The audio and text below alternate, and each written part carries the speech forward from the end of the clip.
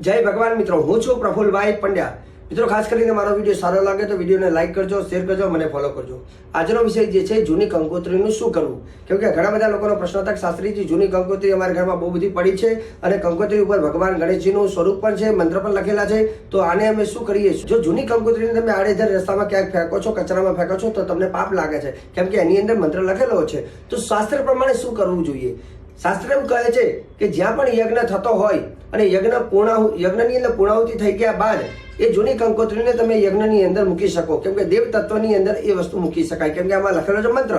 બીજા નંબરની વસ્તુ, કોઈ ભૂમિ હોય, શુદ્ધ ભૂમિની અંદર ખાતમુહૂર્ત થતું હોય અથવા કોઈ દેવાલયનું એટલે કે મંદિરનું ખાતમુહૂર્ત થતું હોય તો એની શિલાન્યાસ વખતે એને જમીનમાં પણ મૂકી શકાય। ત્રીજો માર્ગ જે છે ખાસ કરીને જલની અંદર પ્રવાહિત કરી શકાય। અને ચોથો માર્ગ, હોલિકા માતાનું જ્યારે પ્રાગટ્ય થાય ત્યારે હોલિકા દહન વખતે હોલી માતાની પૂજા કર્યા બાદ એ બધી વસ્તુ હોલીની અંદર પણ અર્પણ કરી શકાય છે। તો આ રીતે કંકોત્રીનું આપ વિસર્જન કરી શકો છો। આવા વિડીયોને જોવા માટે ખાસ કરીને અમને ફોલો કરજો, વિડીયોને લાઈક કરજો અને શેર કરજો। અને રહી વાત કૈલાસ માનસરોવરની યાત્રામાં, જો તમારે આ વર્ષે અમારી સાથે આવવું હોય તો તમે અમારા કાર્યાલયનો સંપર્ક કરજો। મને આપી દો રજા। જય ભગવાન।